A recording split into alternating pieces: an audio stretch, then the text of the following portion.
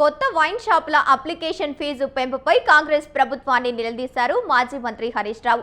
ఊహించని స్థాయిలో దరఖాస్తులు రాలేదని మద్యం దుకాణాల టెండర్లకు గడువు పొడిగించారన్నారు.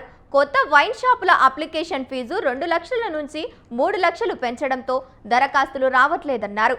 మద్యం దుకాణాల మీద ఆదాయం మీద ధ్యాస తప్ప ప్రజల ఆరోగ్యం శ్రద్ధ లేదా అని ప్రభుత్వాన్ని ప్రశ్నించారు. కేసీఆర్ కిట్టు ఎందుకు రావడం లేదు? బస్తీ దవాఖానాల్లో ఎందుకు మందులు లేవు? వాళ్ళకి జీతాలు ఎందుకు వస్తలేవు? ఒక్కనాడు అయినా దివ్యాంగుడు నిలదీశారని చెప్పుకొచ్చారు.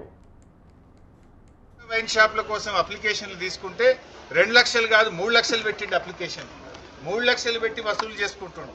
అదే ఆయనకు పైసలు తక్కువ వచ్చినాయి, అప్లికేషన్లు ఫుల్ రాలేదట. ఇప్పుడు అడగకుండానే ఇంకో వారం రోజులు ఎక్స్టెన్షన్ ఇచ్చిండు. అంటే ఇంకా కొన్ని అప్లికేషన్లు రావాలి, ఇంకా కొన్ని దుకాణాలు పెట్టాలి, ఇంకా పైసలు సంపాదించాలి, జనం తాగాలి, ఊగాలి, రేవంత్ రెడ్డి కిట్టి నిండాలి. గింతేనా నీకు? ప్రజల మీద సోయి లేదు. మరి కేసీఆర్ కిట్ ఎందుకు అంతలేదు?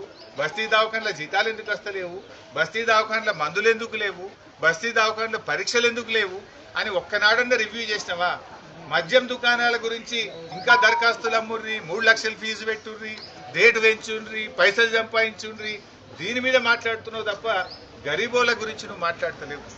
ఆనాడు 15వ ఆర్థిక సంఘం కేంద్రంలో ఉండే ప్రభుత్వం అరే ఈ బస్తీ దవాఖానాలు చాలా బాగా పెట్టిండు కేసీఆర్, బాగుంది, దేశం మొత్తం తెలంగాణను చూసి నేర్చుకోండి అని ఆనాడు మమ్మల్ని ప్రశంసించారు. కానీ ఈనాడేమైపోయింది?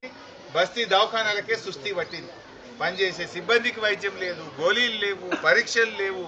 ఆ డాక్టర్ అమ్మ చెప్తుంది అన్ని స్ట్రీట్ డాగ్స్ సార్, పొద్దున డ్యూటీకి వచ్చేటప్పుడు పోయేటప్పుడు ఏడ కుక్కలు కరుస్తాయని భయంగా వస్తున్నాము అని చెప్పి ఆ డాక్టర్ అమ్మ చెప్తున్నటువంటి పరిస్థితి. అంటే జిహెచ్ఎంసీ అసలు పనితీరు బాగలేదు.